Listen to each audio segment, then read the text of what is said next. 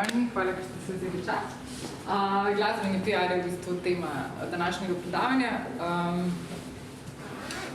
PowerPoint za nekaj točk, ki bi jih danes nekako želela čez, je v bistvu, kaj je sploh glasbeni PR, kdo je PR-ovec, kaj PR-ovci počnemo, se pravi, kaj od tega kaj lahko od nekoga, ki reče, da je PR-ovec, sploh pričakujete.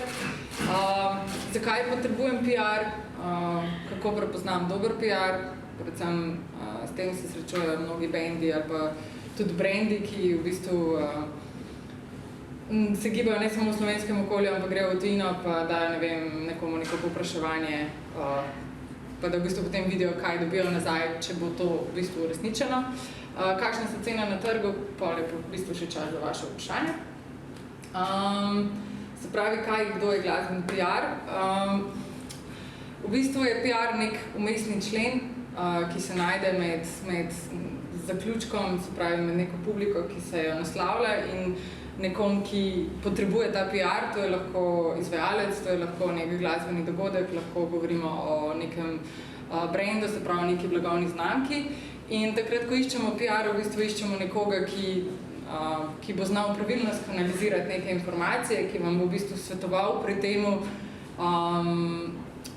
kdo je vaše občinstvo, kako sploh nasloviti to neko občinstvo, skozi katere neke načine medijskega prostora se v bistvu pol gibati, in predvsem kakšni so kanali promocije, ki se v bistvu uporabljajo, ker je vsak vsak band je drugačen, vsak potrebuje pač neke druge stvari, ne vem, nekdo naslavlja samo občinstvo, ki je vezano ki je pretežno recimo na Facebooku, potem samo pač nekateri so tako privlačni, da se potem splača še recimo uporabiti Twitter, recimo še mlajša generacija, Instagram in se pravi nekdo, ki vam bo pač pri teh stvarih podal neko pravo usmeritev. Primeri PR-ja in njegovih PR-ovcev in njihovih v bistvu zadolžitev so si različni od tega, da pošiljaš maile na različne naslove, fino je, če pač naslovnika že kdaj v svojem času spoznaš, da urejaš, ne vem, razne Instagram profile, seveda s tem, da ti, jaz recimo, ko delam pač za artisti, se mi zdi zelo pomembno, da glasbenik v bistvu sam proizvede svojo vsebino, ker je težko govoriti v imenu nekoga, razen pač, če nisi direktno vpleten v to neko zgodbo. Od tega, da v bistvu delamo, da narediš Facebook event, do tega, da v bistvu poskrbiš na koncu, da pride do objave in seveda pač tega, kar bi se tudi sama rada dotaknila, v bistvu, da narediš neko urejeno bazo, se pravi, da skupaj PR-ovec in artist, brand naredita neko mapo, ki je pregledna in dostopna za vse. Takrat, ko sem prvič delala v bistvu to predavanje, je ravno prišlo pač do tega, kdo je kriv, ko se v bistvu pojavi predvsem na spletu, ker je danes težko odstraniti kakšne stvari, ko enkrat pač pridejo, ko se, ne vem, pojavi stara biografija, ko je stara fotografija, ko je dogodek recimo naenkrat objavljen, pa v bistvu se nisi na tak način dogovoril, se ponavadi potem sprašujemo vsi, kdo je kriv, a je kriv PR, a je kriv, ker ni bilo to skomunicirano, a je kriv v bistvu management, band, kdo je v bistvu, ali je kriv pač na koncu organizator, ki je pač bil neposlušen za vse. In te stvari se dajo ponavadi rešiti z različnimi stvarmi in jaz temu v bistvu na nek način pravim, če zadovoljite higienski minimum, je pravzaprav vse lahko lažje in pregledno. Google Drive, ne vem, jaz sem sicer zelo ljubitelj Google Drive-a, pa pač se mi zdi ena tudi finančno dostopna možnost, ne vem, nekateri uporabljajo Dropbox. Se pravi, ena lokacija, na katero se pravzaprav ena lokacija na spletu, kamor naložite svoj osnovni prej-spek, se pravi, da gre to za neko biografijo in da so gor fotografije, za katere pa je tudi recimo priporočljivo, da so že v štartu narejene v nekih različnih dimenzijah, se pravi, da je vsak, ko pride gor, ki mu že rečeš, da mora en klik narediti, pa tega se moramo ponavadi zavedati, pa pozabljamo, da je predvsem novinarjem težko narediti klik, 2, 3 in če uspemo to znižati na klik do 2, je to v bistvu super, ne? Se pravi, da ga pripelješ na neko točko, recimo super je tudi, ne vem, sploh če gre za nek band, ki je recimo internacionalno, ima neko željo po udejstvovanju, Gigmeet se zadnje čase izkazuje kot blazno dobra platforma, ker ti sam zgenerira možnost, da je v bistvu njegova vizualna postavitev Gigmeeta je v bistvu taka, da lahko takoj vidiš neko reprezentativno sliko benda in da to ne rabi biti Facebook, kjer se pa informacije ažurno menjavajo. Se pravi, da daš na Gigmeet ali pa ravno tisto fotografijo, za katero želiš, da ljudje vedno vidijo prvo stvar.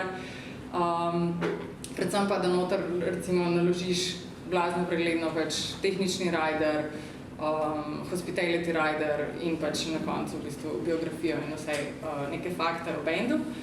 Omogoča pa tudi več fotografij, no? In vidim iz prakse, recimo sploh prijavljanja, če prijavljate band na neke recimo mednarodne konference in te stvari, se v zadnjem času vsi posegajo po nekih Gigmeetovih platformah.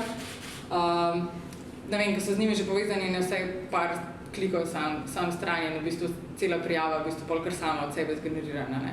Se pravi, gre za nek vložek časa, ne vem, ki ga enkrat vložiš in pol ti to ostane najmanj 1 leto. Prvo besedilo in fotografija vedno ostaneta nekje na spletu, zato je to, vedno se mi zdi pomembnega razmisleka, kaj je tisto, kar si čisto zares želiš, da piše o tebi, ker to se vedno potem pač, vedno se tam nekje na prvem, drugem mestu izkaže in pol je težko pač priti v nek val, kjer se pač nove stvari pol objavljajo. Zato fajn premisliti, no, kaj so tiste prve ključne besede, ki jih pravzaprav uporabiš za neko komunikacijo, ker je to pol posledično tudi recimo na Google nek search engine, ki pač vedno pride v ospredje. Zadnja stvar, do katere pa sama recimo predlagam, je pa pač pogodba. Pogodba je, vedno, ko omenim pogodbo, se vsem zdi pač, joj, pa zdaj ne vem, ravno odvetnika, pa je to ena resna stvar. V bistvu, bolj kot pogodba je nek tak dogovor, no. Pač, da že v mailu uspeš definirati neke stvari, ki si jih želiš, ker potem pride do manj zapletov, ne. Se pravi, kakšne so tvoje obveznosti, kaj boš ti naredil do nekega dogodka in kaj pričakuješ od organizatorja. In nič narobe, pač, če v bistvu ti napišeš, kaj si pravzaprav želiš od organizatorja, čemu naj ustreže. In če se zdaj ne grem recimo v booking, ampak ostanem pri PR-ju, je recimo nikoli ni narobe, če prosiš oziroma zahtevaš, naj ti pošlje stvari v predogled. Se pravi, da preden gre ven plakat, si želiš videti predogled grafične podobe, a je to festival, a je to koncert, a je to... Lahko tudi vprašaš, a bomo napisani na letakih, ali kakšna je vaša promocija. To v bistvu, če začneš spraševati ta vprašanja, izpadaš blazno profesionalno, ker pač tudi organizator potem dobi občutek, da se pogovarja z nekom, ki razume stvar, kako... In v bistvu tudi vidi neko iniciativo, da lahko zadeva postane boljša. Se pravi, da rečeš tudi na koncu, če lahko ti sugeriraš, če je to zate, ne vem, pomemben dogodek, če lahko vi na kak način pripomorete k prodaji kart, a je za to potreben kak video, ali prinesete sami neke letake, ali... Pač to so vedno stvari, ki so v bistvu za obe smeri pravzaprav super poteza, no. Se mi zdi, da včasih sploh bendi se zdi, da so... Sploh pri bendu se včasih zdi, da si nadležen, ne? Več komunikacije, kot imaš z organizatorjem, zdaj pa skozi smo nadležni, pa moram zdaj... Ali pa tudi, če imaš telefonski klic, pa pred telefonskim klicem zacahneš stvari, ki jih v bistvu hočeš vprašati, ker je vsakem od nas dogodek, ki je lahko, ne vem, v tvojem sosednjem mestu ali pa kjerkoli, pa če je zate pomemben, ker boš tam prišel do ene nove publike in če tebi uspe v bistvu publiko pred tem obvestiti o tem, kdo si, mogoče lahko še kogarkoli prepričaš, da res mogoče, če je to kupica enih bendov ali pa to festival, da pride mogoče že prej pa v bistvu pogleda tvoj bend. To se pravi, te stvari se lahko že tudi naprej dodelajo. Se pravi, z nekimi mapami, da daš različne velikosti fotografij, da so take, ki so pomembne za print. Pri fotografiji je vedno najpomembnejša stvar, da danes je fotografijo visoke resolucije v bistvu lahko narediš tudi že s telefonom. Sicer je fajn, če imaš fotografa, ampak pri tem vedno opozarjam na to, da je pomembno, da je fotografija tako horizontalna kot tudi vertikalna, pač, ker pol, meni se je že parkrat zgodilo, ne vem, recimo zadnji primer, ne vem, recimo Dubioza kolektiv, njih je full bandu in ponavadi se fotkajo tako. In pol smo imeli željo od vikenda, mi bi jih pa dali na naslovnico. Super. Band pa nima fotke, ker so vse tako. Oni rabijo pa tako. In pa na koncu je nastala sicer super fotografija v kopalnici, ki je bila postavljena, ampak pač se zgodi tudi največjim bandom. Pač, mislim, ni, ampak zato je fajn imeti to v mislih, takrat, ko delaš fotoshooting, da rečeš fotografu, v bistvu prosim te za obe vrsti fotografij in pač, ko fotograf tudi izvozi te fotografije, mu rečeš, če ti lahko naredi fotografijo visoke resolucije in fotografijo, ki je primerna za splet, ker je potem tudi lažje dati recimo noter v mail, da nikomu ne zabašamo maila, ampak mu v bistvu pošlješ samo link, ki ga vodi nekam in on v bistvu uporabi tisto fotografijo, ki jim paše na nekaj. In včasih je fajn tudi recimo, če komunicirate z logotipom, je fajn, če pošljete logotip v odprtem tipu, se pravi, da ga lahko potem njihov dizajner tudi preoblikuje glede na ozadje, kjer je. In ker pač ti v bistvu daš na ogled svoj nek material nekomu in ne veš, kaj bo z njim naredil, je popolnoma legitimno, da prosiš, preden gre stvar v objavo, če lahko dobiš v predogled. Čisto razloga, zgodilo se je tudi že, da je, ne vem, recimo, zadnji primer je bil na Punk Rock Holiday, ki je en band odpovedal, skoraj odpovedal svoj nastop, zato ker je bil s premalim fontom napisan na plakatu.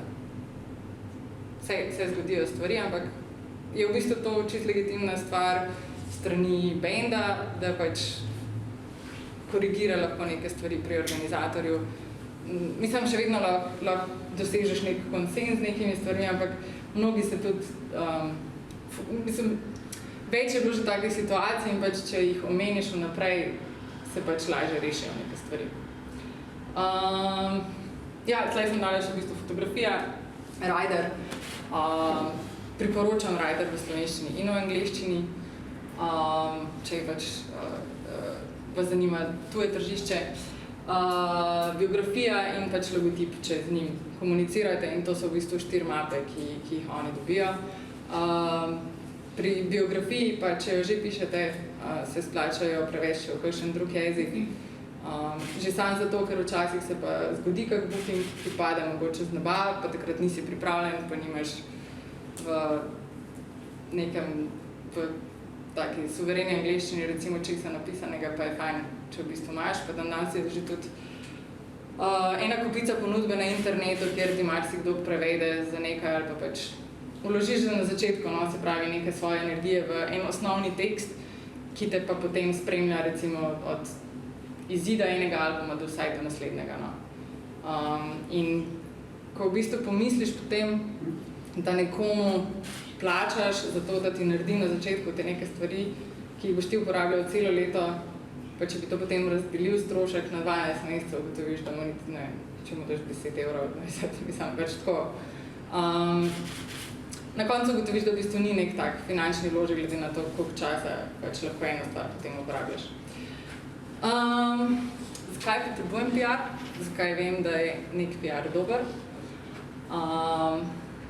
Meni je bil pač v Forbesu, sem enkrat prebrala en članek, 5 stvari, ki bi jih si želeli vedeti o stikih z javnostjo.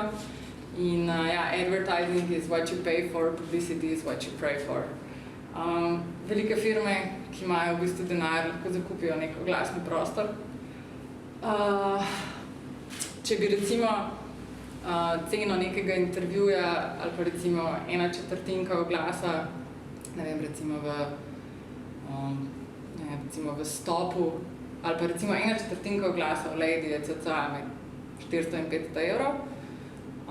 Če bi pol zračunali, koliko daš ti v bistvu enemu PR-ovcu honorarja, ki spravi v bistvu neko informacijo nekam, ugotoviš, da si v bistvu ful dobro prišel čez. Se pravi, marsikdo ima neke finance, da zakupi neko oglaševalski prostor, včasih je pa v bistvu ta vsebina, ki šteje mnogo več. In to je na to včasih marsikdo, ki je recimo naročnik, pozablja. Ker pa sem vam napisala pač 3 ena taka vprašanja. Imam res tako hudo blato, da bo novinar kar sam od sebe pisal in reagiral na moj mail. Včasih kar se komu kdaj zalomi, pa pošlje pa celo svojo dremo namesto v BCC, jo da pač v CC. Se si jo tudi mi med sabo včasih pošiljamo, lej, kaj bom spodrsnila. In pol pač dodaš te kontakte in če nisi s temi ljudmi že prej na neki vezi, pravzaprav bo tvoj mail bolj ali manj šel v koš. Zato se je včasih treba potruditi, če sami želite delati PR, se včasih splača personalizirati mail. Mogoče vzame malo več časa, ampak če si mogoče pogledaš delo od kakšnega novinarja, o kom je recimo pisal prej, ali pa s kom je imel intervju, je lahko to odlični uvodni stavek v mail.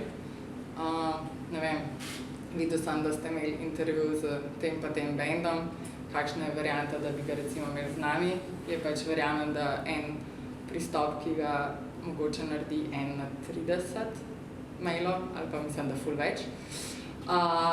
Skratka, personalizacija je nekaj, kar je zelo pomembnega in če ti mogoče takrat uspe tega nekega novinarja spraviti na neko promocijo, ta kontakt potem dejansko ceniš, ker v bistvu postane tvoj zaveznik na nek način. Res da je to vzame malo več časa, ampak je po mojem efekt bistvenejši in če si po mojem na začetku narediš nek plan, ki je popolnoma realen, ne vem, želim si 5-6 objav, teh velikosti in če v to vložiš energijo, mogoče obrneš kak telefon. Verjamem, da se da sploh pri nas pač priti do nekaterih ljudi. Drugo pomembno vprašanje je, koliko novic sem že spisal v življenju, se pravi jezik, ki ga uporabimo, da sporočimo neko informacijo. Tukaj se mi zdi pomembno, da mogoče sam napišeš neke oporne točke in če delaš spet sam PR, da mogoče daš pa nekomu, ki ima malo več smisla za to, pa da v neko obliko to zgodbo, zaradi tega, ker jim je približno jasno število znakov in podobno. Predvsem pa se moramo zavedati, da v Sloveniji deluje več ali manj ta mailing sistem na princip copy-paste. Tako da, če vas je kdaj sram uporabiti kak presežnik, čeprav bi najboljši in to se mogoče spusti, ampak lahko pa napišeš čist podoben tekst o sebi in ga brez slabe vesti pošleš ven in potem ugotoviš, da so ga povsod objavili. Tako da je v bistvu win-win za oboje. Tretja stvar pa je, bi o nas lahko pisali o računalniških novicah ali v reviji Monitor. Meni se zdi, da recimo, to je sicer bolj 7 let nazaj še, ko sem jaz v bistvu delala še elektronske partije, kjer smo pač morali vsebino od DJ-jev spravljati na različne medije. Takrat je bilo približno, recimo, ko sem pa naredila se pravi neko analizo, je povprečen koncert, recimo ali pa event, pa ne vem, Armin van Buuren v Hali Tivoli, naš izplen je bil recimo, da 30 printanih objav. To je za tisti čas bilo ogromno danes je to pač približno neuresničljiva številka, ker pač nimamo več toliko tiskanih medijev. Ampak to številko smo v bistvu dosegli ravno z razloga, ker smo skušali pisati novice, ki so prilagodljive za različne medije. Se pravi, smo, ne vem, od tehnologije, ki so jo uporabljali DJ-ji, do mešalk, ki so jih uporabljali, do tega, da ne vem, je nekaj novega prišlo ven in si pač to spisal za nekoga, ki je recimo delal v računalniških novicah in jim je dejansko si jim približal vsebino na način, ki ga oni razumejo in si na ta način širil vest o nekem dogodku. In uspešnost PR-ja je seveda mogoče preveriti in to ravno na način, da potem sešteješ neko število objav, da vidiš, kje si se pojavljal.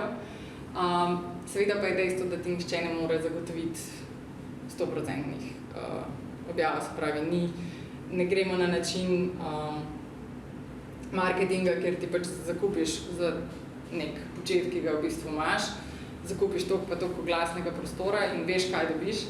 Pri PR-ju je pač si odvisen od mnogih faktorjev. Lahko imaš blazno dober koncert, ampak recimo zadnji primer, delala sem festival Glasbe sveta, ne vem, če je bilo slišal za ta festival, če niste, sem naredila slab PR. V bistvu gre za festival z dolgoletno tradicijo, ki se odvija v nagradu Kronberg. In ker je Kronberg pač pri Novi Gorici oddaljen od Ljubljane dobro uro vožnje, smo seveda mogli toliko, da ne vsakega novinarja vleči na tisto novinarsko konferenco in na predstavitev festivala. In jaz naročniku ne morem zagotoviti, koliko ljudi bo pač prišlo, razen če ima naročnik toliko financ, da pač bi mi plačal avto, s katerim zjutraj poberem novinarja, mu dam noter ogliček in ga odpeljem na lokacijo. Ne.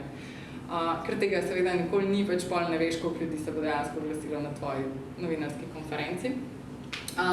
No, ampak v sklopu tega festivala sem ugotovila, da sem se v bistvu prvič v življenju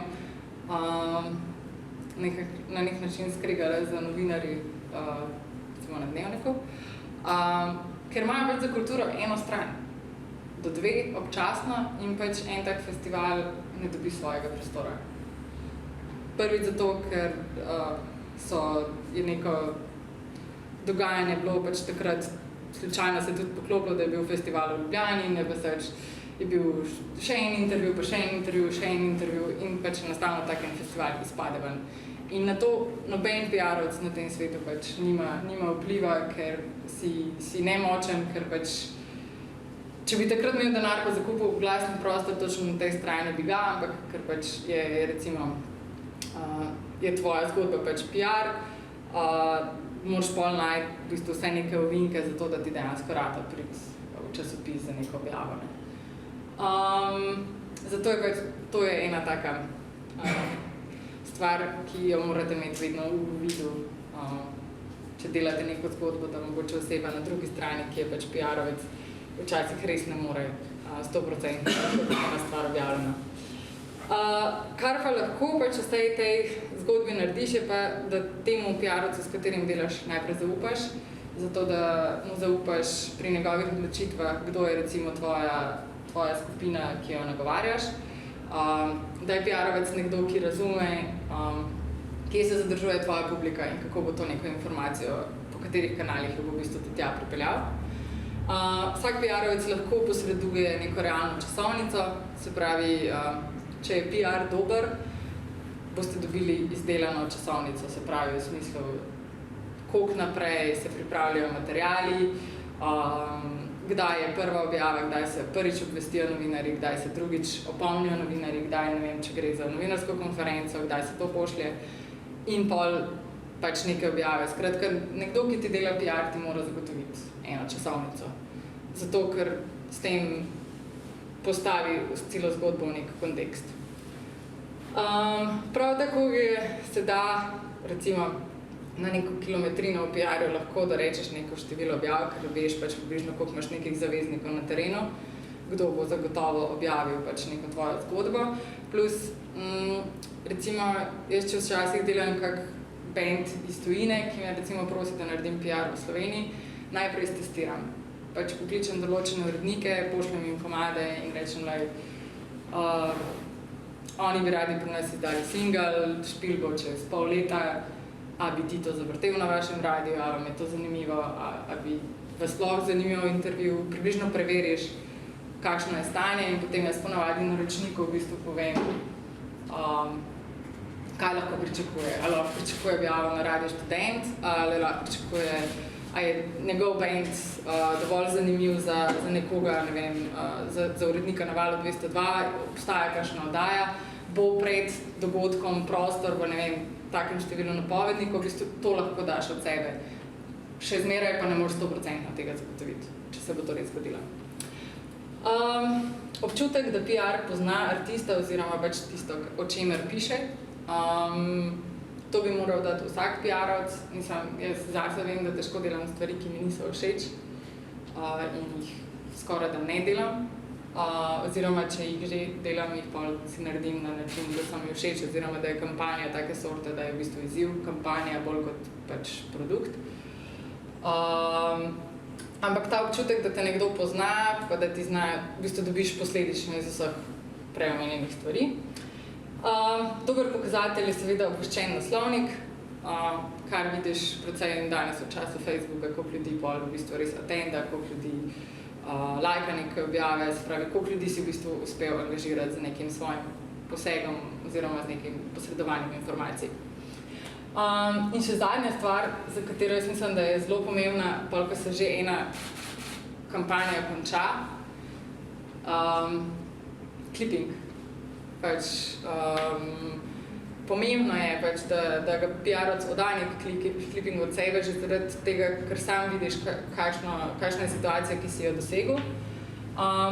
In danes je tak čas, ki nam v bistvu je edini, ki nam omogoča z vsemi, ne vem, ogledi z vsemi analitikami, ki jih ponuja in Facebook, in Instagram, in konec koncev YouTube, ti točno vidiš, koga si nagovoril, kdo je tvoja starostna skupina in lahko po vsaki kampanji v bistvu pogledaš.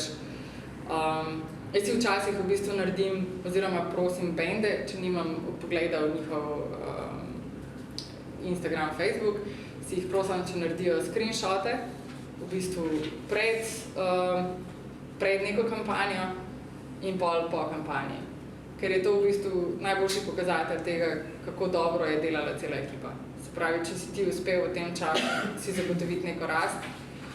Recimo, to se lahko dela pač za čisto vsako stvar, ki se lotiš. Ampak res je, da ponavadi imamo v glavi to, da ko se ena stvar pač konča, smo vsi veseli, koncert, da ljudje so prišli in to je to. In greš naprej. In je narobe, ker si ponavadi res ne vzamemo tega časa za analizo, pa čeprav je orodij, ki nam v bistvu zdaj tako, mogoče sta 2 uri vse skupaj po vsakem projektu, ki bi jih v bistvu lahko odklikal in dobil pol neke informacije, ki ti v bistvu pol povejo, kako si bil dober, pa če si v bistvu oddelal to, kar si nekomu povedal. In isto, kot je možno reči v bistvu svojemu, ne vem, nekemu naročniku koncerta ali pa organizatorju, kot njega zahtevaš neke materiale, lahko čisto legitimno pač zahtevate od nekoga, ki mu zaupaš svoj PR, mu zaupaš svoj nek brand, da si želiš neke rezultate in če ti lahko pač te stvari poda. Naslednja stvar je pa meni v bistvu ena ljuba, ne vem, če kdo to pozna, ampak je Tom Waits, je strokovnjak za out-of-box stvari. In mogoče si to sicer pol do konca pogledati doma, ki bomo zdaj tako malo to preleteli. Se pravi, to je njegova... Looks like the press conference is about to begin.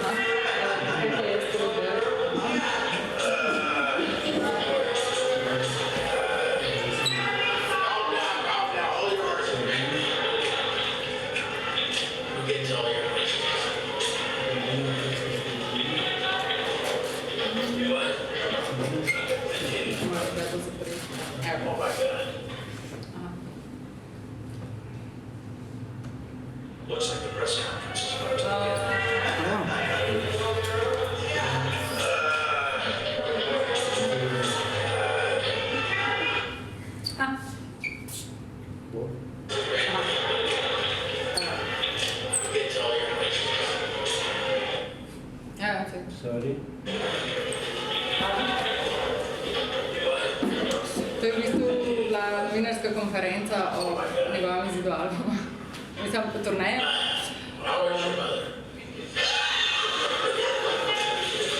Plans of tours? Well, how can I guess that? Frankly, there's absolutely nothing that's random about it. If you think about it, from the beginning of time, we've all looked to the night sky for guidance. Glavnem. How did the The Magi find Christ child to me.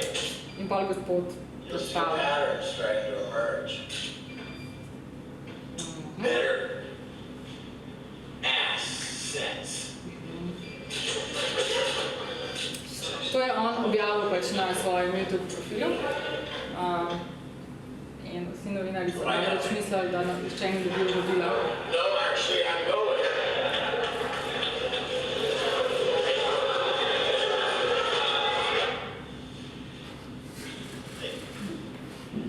Say hi to your mother.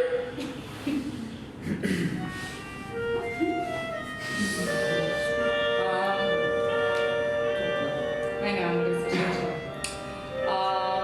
Predvsem zato, ker je to bil en primer, ki je takrat, ki je res sprožil pomeni debat. Sploh v nekih promocijskih krogih je bilo pa to pač, kako je to? Ne? Ne?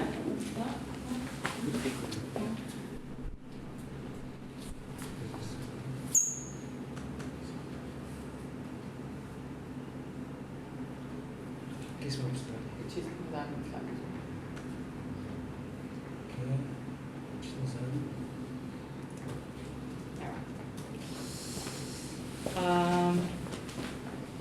Ja, no, pač v bistvu pri tom, pač to je bil takrat največji, pač kako lahko out of box razmišljajo, sporočiš informacije o novi turneji in tako so vsi pač frapirani. Ker se mi zdi pomembno, da delate v bistvu ene svoje projekte, da jih skušate zapeljati na način, lahko se v bistvu, se mi zdi, da zdaj že vsak hoče biti, si hoče zmisliti nekaj novega in pač lahko so čisto klasični, v bistvu zdaj, če so že, da včasih je klasika v bistvu ta, ki pride najbolj prav, lahko so pa pač take stvari out of box. Mislim, ene par sem jih naštela, ki smo jih v bistvu, ki sem jih jaz naredila vmes. Zgoraj so Koala Boys, v bistvu, ko so Koala Boys, ko smo mi začeli delati, jih ni poznal skoraj nihče, razen vsi, ki so takrat hodili v bistvu na Špiliga. In jaz sem takrat klicala Andreja Karolja in sem mu rekla, jaz imam en band, ne bo ti všeč, ker pojejo v angleščini, ampak so fajn. Ampak če bi jaz takrat klasično poslala vsem novinarjem mail na način, tvoj ta band izdal bo novi album, najverjetneje nihče ne bi pač prišel takrat na tisto predstavitev in zato sem v bistvu Andreja prosila, če mi posodi studio 27. Ni treba celega, samo tisti korner, ki je ponovadi z bobnarja. Pred to steklo smo postavili v bistvu 6 stolov. Takrat vem, da je prišlo 10 novinarjev, ker je dalo čisto drugi vtis v bistvu to, da je en band, ki ga nihče ne pozna, na valu 202. Kako to, da so tam pa nihče ni slišal. In je bil to v bistvu trigger, kako sem takrat privabila pač novinarje in njihovo pozornost.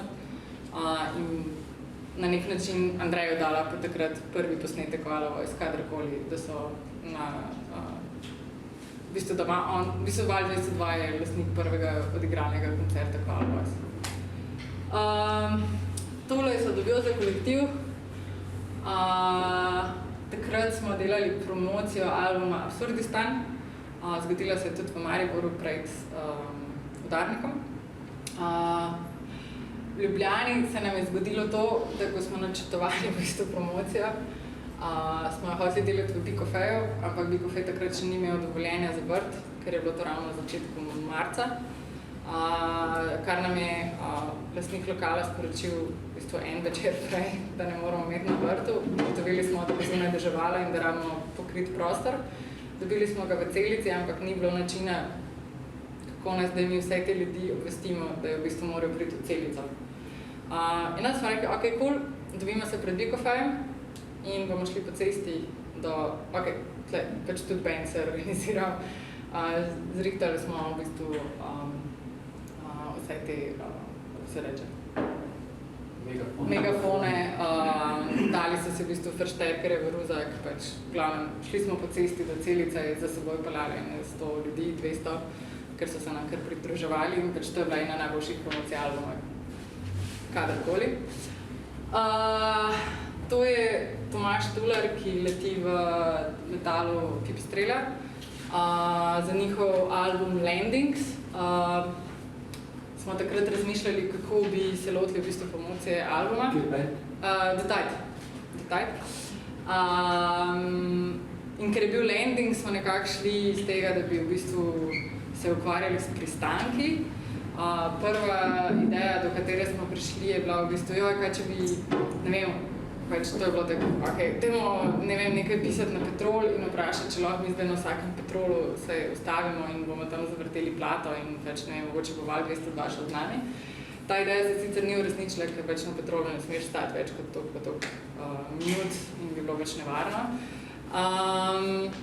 In smo se odločili, da bomo naredili pač 5 lokacij po Sloveniji, Val 202 je bil za. In ena od lokacij je bila tudi v bistvu, da je band igral v hangarju, on je pa pel v avionu, ker se pač ne slišijo stvari.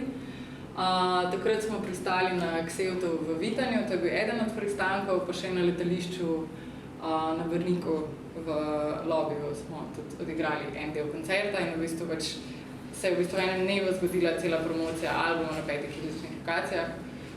Edini strošek, ki ga je band imel s to promocijo, je bil benzin. Pač, da so se iz ene lokacije na drugo prestavili. Tako da v bistvu razmišljati o tem, da velike ideje stanejo, mislim, da se da včasih tudi s kakšnimi partnerji ali pa če dovolj prej, to zgodbo smo začeli, mislim, da pripravljati 7 mesecev prej, da se je bolj v bistvu cela zgodba skompletirala na nek ta način. To je Deadmau5, ki smo ga delali na Iliriji, takrat mislim, za 10,000 ljudi. Tudi različni načini promocije, kako v bistvu predstaviti DJ-ja, takrat tudi in v računalniških novicah in v monitorju pač povsod smo v bistvu pisali na nek način neke članke, samo zaradi tega, da smo lahko artista v bistvu na čim več različnih pointih pravzaprav predstavili. To je v bistvu to. Področje PR-ja je zelo široko, ima svoje detajle, od pisanja tekstov do načina, kako skomunicirati in socialna mreža, kako skomunicirati z novinarji. In to bi lahko še kakšno predavanje posebej. Good case, kaj so v bistvu neki dobri primeri prakse, kaj so slabši. V kakšni drugi priložnosti, takrat v Ljubljani smo imeli več delov. Moj mail, če kdo kaj potrebuje za celjem, da pogledam kak tekst. To je pa to. Hvala lepa za pozornost.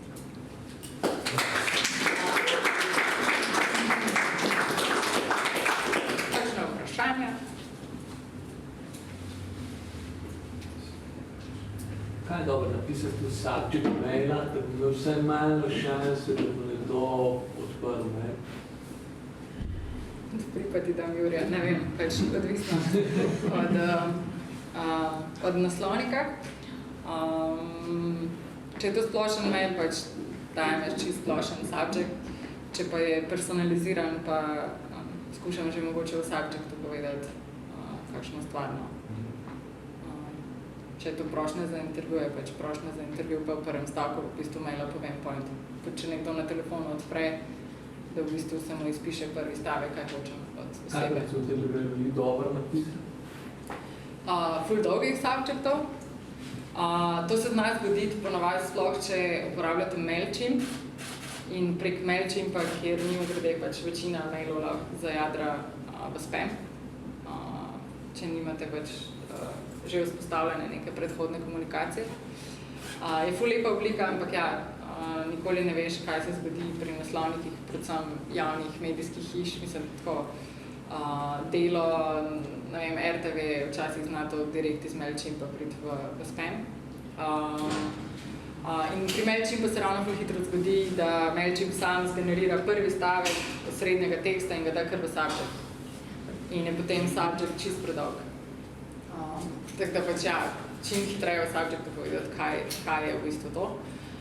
Pol, kar se tiče tudi maila kot takega, ne pošiljati velikih fotk. Jaz zadnje čase sploh več ne pošiljam osebine v mailu, ampak pač tisto, ko bo hotel odpreti, pa ker je itak naslovnike 1 na 1, pač dam v priponkoj. Point povem v prvih 3 stavkih, dodam linke, ki jih mora vedeti, ostalo bo pa, če bo nekdo želel objaviti, bo odprl priponkoj in skrivil tekst. Žal je tako, pač redki so še dan danes novinarji, ki jih uspeš prepričati, ampak mnoge, ki pa jih, pa to naredijo zelo dobro. No. Rekla si iz tega konteksta, da je v bistvu zelo fajn, da imaš neke že predhodne osebne kontakte s temi ljudmi, recimo novinarji in podobno. Ja. Kje so recimo najboljše priložnosti, da do takih kontaktov prideš? Ja, različno. Lahko, da si jih vzpostaviš že preden od nekoga nekaj rabiš. Da se mogoče predstaviš. Jaz ne vem, zadnjič sem ravno govorila z novinarjem na delu in je rekel, da mu že nekaj časa nihče ni napisal nekega intro maila s prijaznimi besedami, ampak pol dejansko pač vedno vsak napiše, kaj hoče od njega.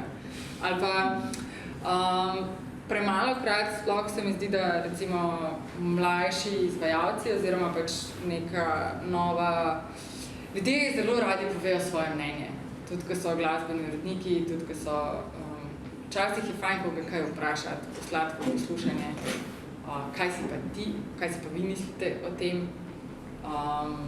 Če recimo ceniš mnenje nekoga, bo po mojem prej ti dal prostor v nekem svojem mediju, če ga boš prej v neki, lahko je to čist neka poslušljiva faza že, ne surova, popolnoma, ampak da predstaviš neko svojo vizijo, kaj bi počel in ga tako nagovoriš, ne pa takrat, ko rabiš v bistvu. In baza podatkov se gradi kar nekaj časa.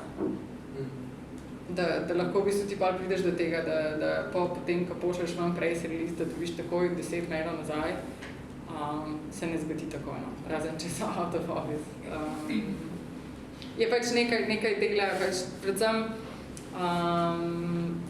ne vem, jaz iz svojih izkušenj recimo vem, da določene stike sem šele zdaj pač dobila, pač, da so na neki taki redni bazi, ali pa da mi nekdo zaupa in odpre moj mail. Se pravi, zato včasih ni slabo vložiti v PR-ovca. Ampak, ja. Sorry, si lahko si zaključka svojega. Ja. Kak način ti iščeš v bistvu svoje, ali tebe poiščejo, da rabi pomoč v PR-ju, ali ti iščeš bendi, ker bi živela, v bistvu vidiš nek potencial, pa jim živiš mogoče in... Zdaj že mene najdejo, no, se pravi pač, da... Recimo od začetka so v bistvu tudi si ti sem jaz dala inicijativo, ja. Okay. Jaz sem v bistvu začela na način, da sem delala na radio in sem v bistvu zato, ker sem imela connection do radia, hotela pač ljudi spraviti na radio. In pa si gradiš pač neko bazo, no. Je šlo pa ravno iz tega nekega kroga, ne vem, Radio Maribor, pa RSI, pa ko sem tam poznala, pa sem me pol uspeli naprej, pa pač... Zdaj recimo mi je, še zdaj ne poznam vseh, pa recimo je lažje, glede na to, da pač delam z Magnifikom, pošljem ven, pa je fulenga feedbacka od ljudi in to isto bazo potem izkoristim za čist mlajše bende, ne vem. 3 dni nazaj sem poslala Joker Out po isti bazi in eni radi vrtijo njih, Magnifika pa ne. In je čist različna zgodba, no. Ful se prepletajo te stvari. Se mi zdi pa, da včasih sploh se pozablja, sploh pri radijih, nekateri še vedno radi delajo intervjuje in predvsem imajo radi to, da prideš na radio, da si fizično tam in da nekaj stvari poveš. Ne marajo telefonskih intervjujev, sploh, ne vem, Murski val, recimo, ki se nam vsem zdi pač stran. Če prideš tja in narediš tam intervju, se prikupiš uredniku, pač imaš neko komunikacijo, isto je Radio Prlek, pač enostavno, če se ti zdi na začetku, pa to je ful daleč, pa imamo za benzin, ampak to je, oni bojo zdajšnji single zavrteli, pa še naslednjega bojo zavrteli, pa pač, ko boš izdal album, ti bojo spet v nek sport, zaradi tega, ker še vedno vsak ne pride na radio, ne. Jaz sicer delam z muzikom, ki samo več ne da, recimo včasih hit na nekaj intervjuja, ampak za nekatere še pa vedno si pač organiziramo na nek način in se v enem dnevu skušaš narediti čim več intervjujev. Samo zato, ker je to to je glede artista edina zahvala, ki jo lahko daš radijski postaji, da te vrti in da spoštuješ na nek način njihovo delo, da se fizično tam pojaviš, da imajo oni tudi lahko kaj od tega. Še eno vprašanje vam jaz. Glede na to, da so ti naši dogodki povezani tudi s tem, da skušamo določene poklice, ki so vezani na glasbeni posel, predstaviti v smislu nekih njihovih profesionalnih okoliščin, se pravi, skušamo tudi nagovarjati ljudi, da se določenega poklica lotevajo na dolgi rok v smislu profesionalizacije. Me čisto v praksi zanima, kakšni so v bistvu pogoji za biti profesionalni, rečimo glasbeni PR-ovec v Sloveniji, kar verjetno predvidevam tudi, da vključuje potem delati PR, ne samo za pen, oziroma tipove, kaj v bistvu to pomeni. Ne vem, če se kategorizira. Se pravi, kakšni so v bistvu pogoji za to, da je nekdo lahko v Sloveniji profesionalni PR-ovec na področju muzika, popularne kulture? Ja, meni se zdi pač prva stvar, ki se mi zdi, je pač, da obvladaš medijski prostor. To, da začneš obvladati medijski prostor, pač moraš vložiti nekaj podlage v to. In da pred parimi leti me en friend peljal na kavo in rekel, okej, da je cool. Da ti meni greva zaveda na kavo, pa ti meni povej par stvari, kako zdaj ti to delaš, ker se bom zdaj prijavil za PR-ovcev, ki na Šišku. Pa je to, jaz moram biti zdaj. Pač več časa vložiš v kontakte, bolj efektivni bojo tvoji kontakti in bolj lahko delaš. Jaz sem pač osnovno bazo, da si jo lahko narediš tudi z različnimi stvarmi, lahko delaš kombinacija glasbenega dogodka in artista, recimo, ker si s tem razširiš neko bazo in mogoče res kak radio ali pa kak medij nima posluha za nek žanr, ima ga pa za nek glasbeni dogodek. In s tem prideš recimo do določenih kontaktov, ki jih lahko izkoristiš za naprej in glasbeni dogodek je super podlaga za to, da nekoga lahko spoznaš v živo, ker mogoče pa pride na ta dogodek in ga potem spelješ skozi tvoje neke druge projekte. Ne vem, jaz recimo delam že zadnje 3-4 leta delam festival Exit, ki je bil najprej samo Exit, zdaj je festival Sistar, zdaj je še 5 drugih festivalov in je to zame recimo je pač lažje zaradi tega, ker imam glede na to, da imam za sabo včasih tudi naročnika, ki je pripravljen finančno zakupiti nek oglasni prostor, pridem pač skozi marketing pač do nekih stvari, kar je pa tudi na nek način ti lahko zapre vrata, zaradi tega, ker določene medijske hiše so pač začele dejansko, če imaš ti dogodek, ti rečejo super, obrnite se na marketing. Ker pač vejo, da so nekateri dogodki, da imajo finančni background in pač te usmerjajo direktno marketing. Takrat pa pol prideš v bistvu čez z dobro vsebino in upaš, da prideš skozi druga vrata. Priti na marketing pa pomeni kaj? Priti na marketing pa pomeni, da zakupiš oglasni prostor, se pravi, da te v Lady stane to 500 €, ampak pol se kot organizator vprašaš, a bom jaz za teh 500 € res v Lady prodal to kart, pa jih pač ne.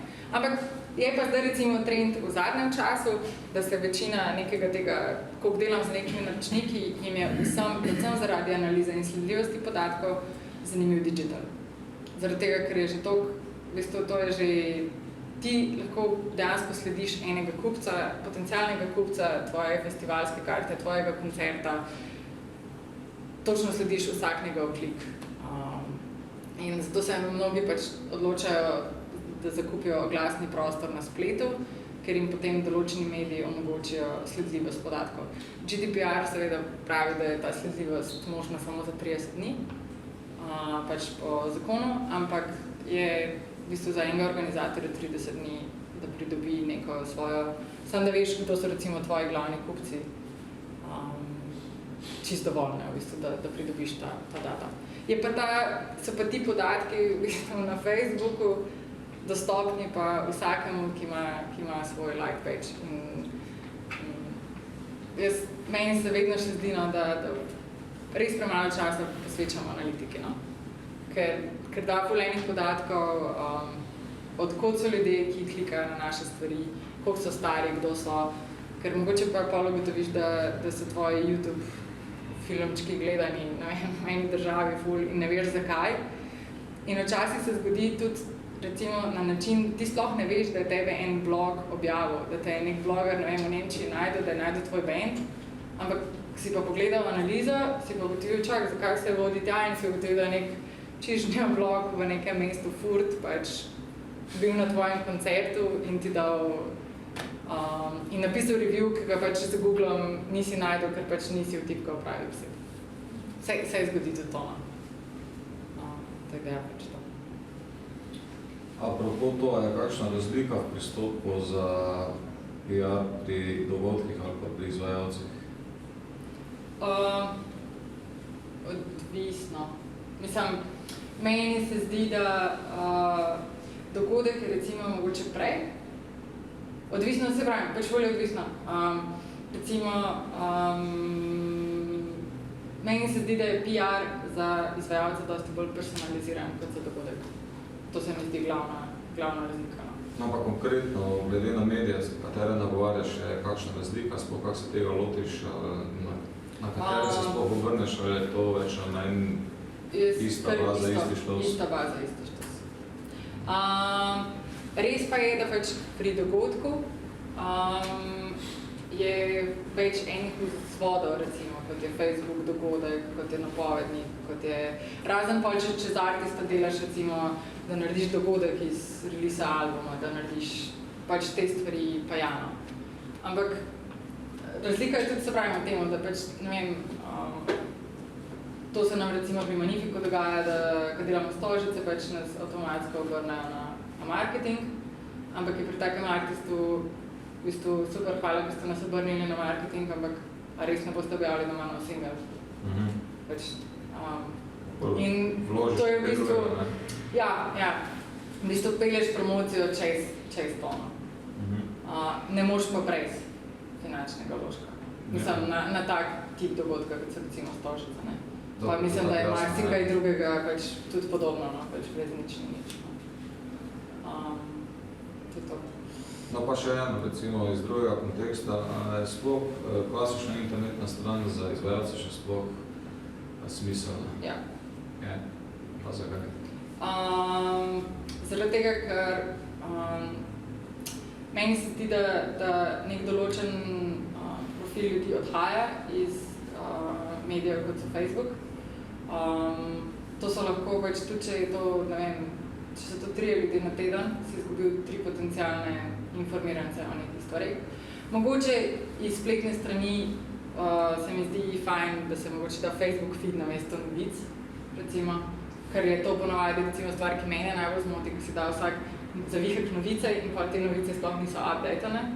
Ja, pa 1 leto si gledal. Ali pa so 1 leto gor, pač tega zavihka pač ne rabiš in ga ni, da si, ne vem, recimo, če veš, da delaš recimo na Instagramu, znam v normalnem WordPressu ali pa Wixu zagledati Instagram feed čist lepo noter in da v bistvu nekomu, ki klika dovolj fotografij za neko informacijo, ne.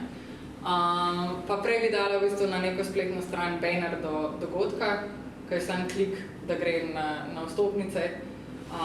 Pač ja, se mi zdi, da so se spletne strani odstranile tudi zaradi tega, ker so vsi imeli ta zavihek novice in pol je vsem bil ta zavihek najbolj stresen del, nimamo v bistvu nič zapovedati in ta se nam dela, če Facebook posta, pa pol še dajati na novice gor.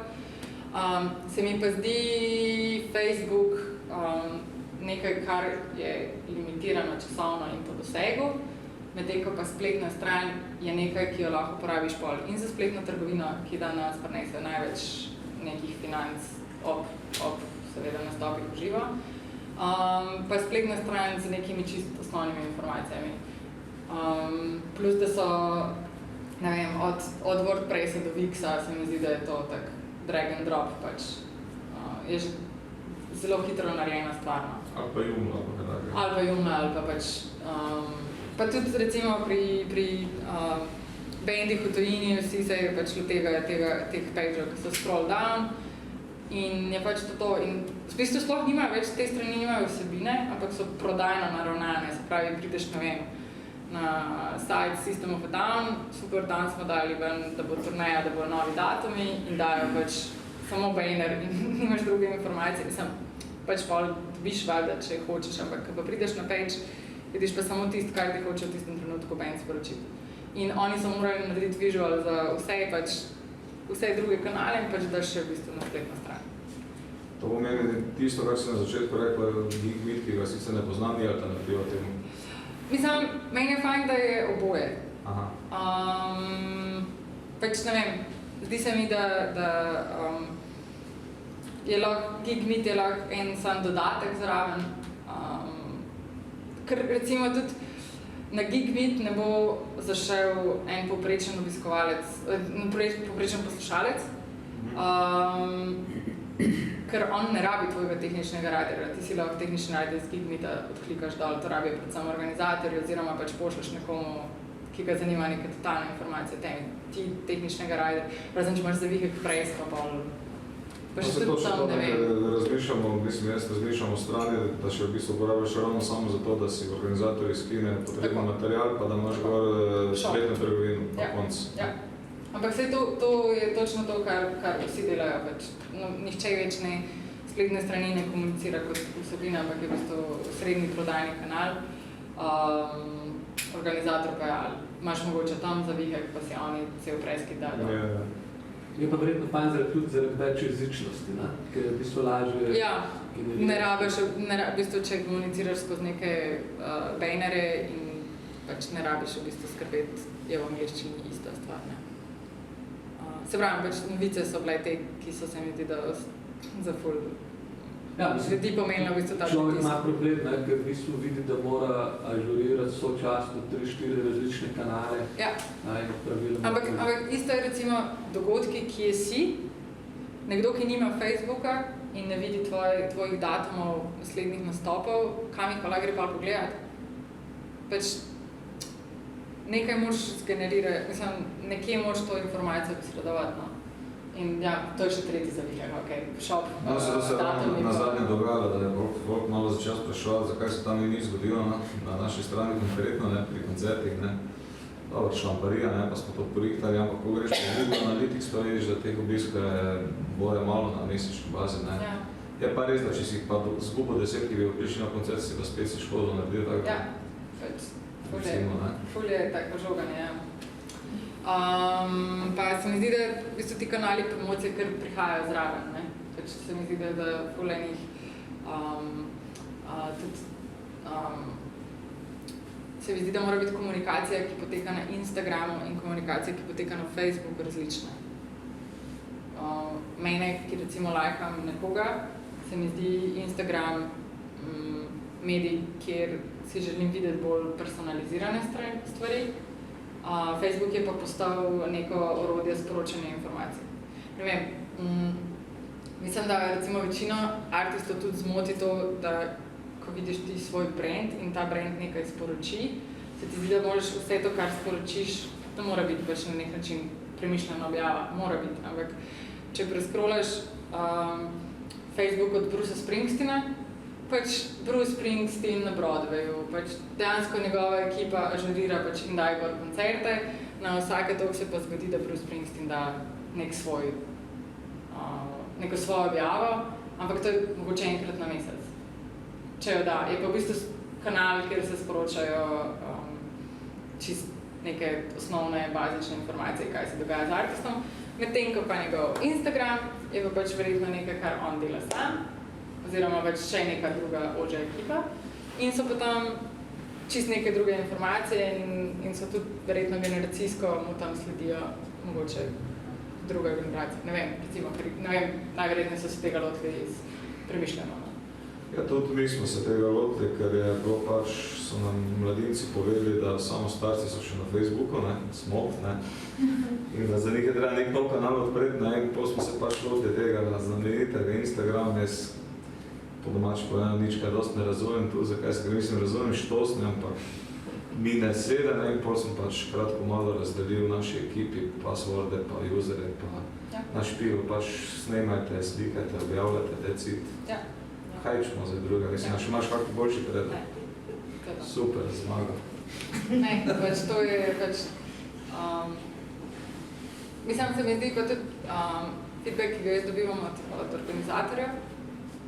Oni si pač želijo biti potegani v Facebook storju, v Instagram storju.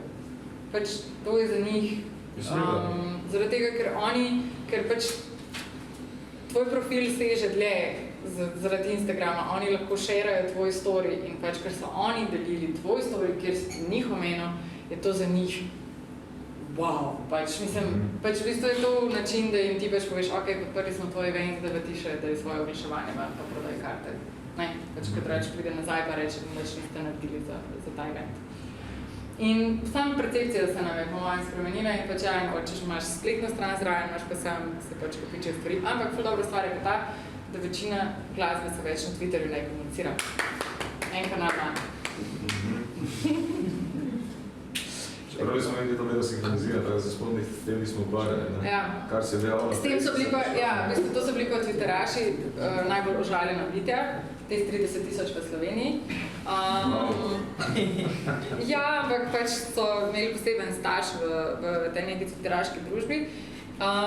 In vsako socialno mreže je za nekoga pač nek svoj silos informacij.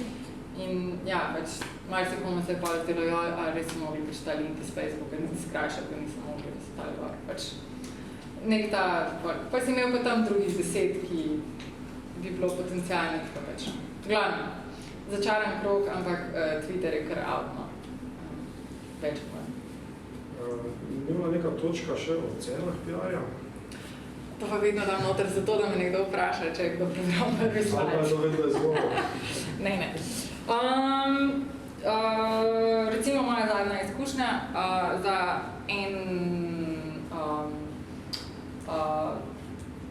rabila sem v bistvu PR push v Nemčiji in me je stalo med 500 €, da je bil en press release poslan.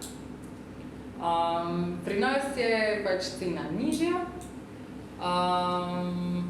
odvisno pač tudi kakšen je paket. Pač, ne vem. Kaj je v bistvu? Recimo, da je zdaj želel izdati plato, pravkar posneto in bi tebe najel za PR, pa ne vem, kaj bi ponudila, za kaj denar. V bistvu je paket. Ne, mislim pač, jaz se vedno posedem z artistom, pa se pač pogovorim. Razumem, da bi ti mogli biti všeč. Ne.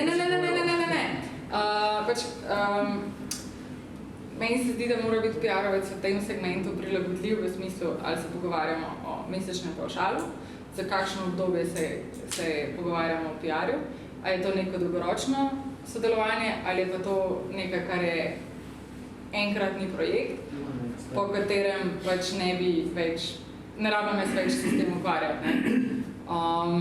Ne vem, po mojem meni je različno tudi za koga delam, kakšnega tipa band je. Večinoma, ne vem, so ti pavšali, ne vem, od 350 € na mesec naprej.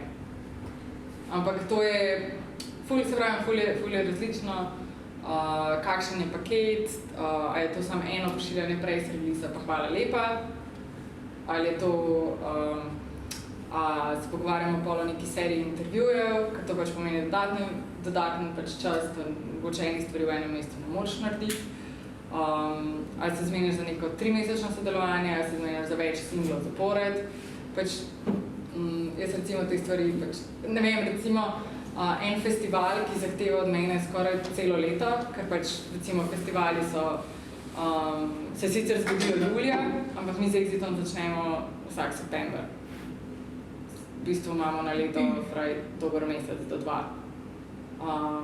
In zame je v bistvu PR na nekem festivalu je tudi vsak Facebook post.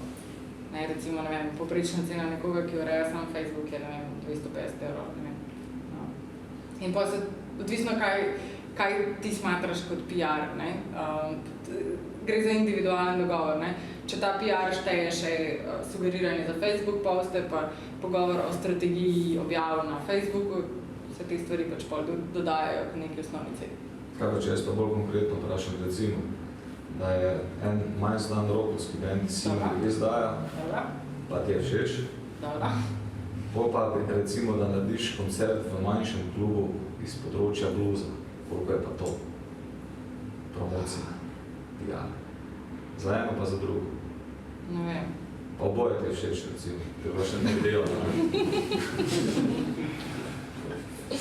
Ne vem, to pa bi se mogla vsesti, pa pač tako ena na ena dogovoriti. A dobro, te pa ena na ena.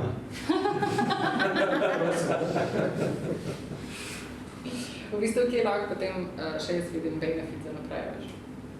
Ok. Kako pa bolj analizo naredite, kaj vse vsebuje poleg klipinga, naša analiza? Analiza je v bistvu, pač kliping je osnova, pa v bistvu, koliko nekdo pusti v neko svojo analitiko, ne? Recimo, brez da bi ti nekdo pustil poglede v Facebook profil, vidiš, koliko je bilo recimo lajkov na začetku tvoje kampanje, koliko jih je bilo kasneje, kaj se je zgodilo z določenimi YouTube videi, ki si jih ti vključil v svoje press release, kaj se je zgodilo, ne vem, z rastjo sledilcev na Instagramu, koliko je bilo novih, te stvari v bistvu, te stvari, ki so vidne na nek način na prvi pogled, da si ponavadi preden začnem neko kampanjo, si pač poscreenshotam čim več informacij, ki so dostopne na spletu. Včasih je tudi dobro, recimo, ko eno stvar napišeš v Google, da vidiš zaporedje objav in če so se po tvojem, se pravi po neki PR kampanji, če se je, ne vem, recimo, da so se ključne besede, ko uporabiš iste, če so se lete dvignile in podobno. Pač taka čist spletna analiza je to. Pa če ti pa nekdo pusti recimo noter v analitiko že prej, ali pa ti jo recimo sam po screenshota, že sam to, da pač v bistvu znaš to analitiko nekomu prebrati. Tudi to je nek ta spektr, ker vsakemu pač te neke številke ne pomenijo. Tudi recimo sugeriranje, katera objava gre na neko oglaševanje, koliko finance recimo vloži v to, na kak način sploh oglaševati. Ful veliko ljudi stisne boost, tam, ko jim Facebook napiše boost. To je najslabša poraba denarja na Facebooku. Pač takrat, ko ti Facebook ponudi boost, to pomeni, da si easy customer za njih in pač bi v bistvu za isti vložek denarja, če bi šel prek Google Adsov, mislim prek Facebook tega oglaševanja, se pravi prek njihovega background sistema, da biš za isti denar v bistvu več, oziroma ti v postavljanju te neke analize lahko ful več stvari odklikaš, ne. Recimo največja prva napaka, ko lansiraš video spot in ga pol boostaš, je to, da nasloviš iste ljudi, ki so že pogledali tvoj video v zadnjih 3 dneh, recimo Facebook. Ko greš v analizo noter, take stvari, no, pač pol greš v bistvu čez, ne.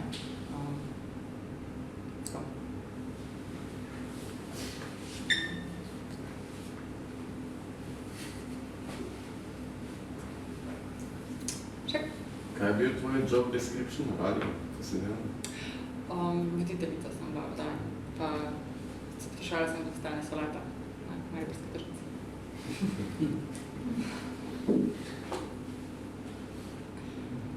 To je to. Hvala lepa. Še malo vprašanje? Še malo vprašanje? Če ne, pa še povedal. Ja. Ocena pa to. Sledi party, mislim, band, zasedba, ki bo pač tudi današnji večer malo popestrila z jazzy, funky, oziroma jaz sem tako, ko sem slišal soundcheck, sem da je Saint-Germain v Mariboru, tega vabljeni, da ostanete, pa kozarček vina, oziroma šprice, karkoli želite. Daj se še poletni, tega. Hvala.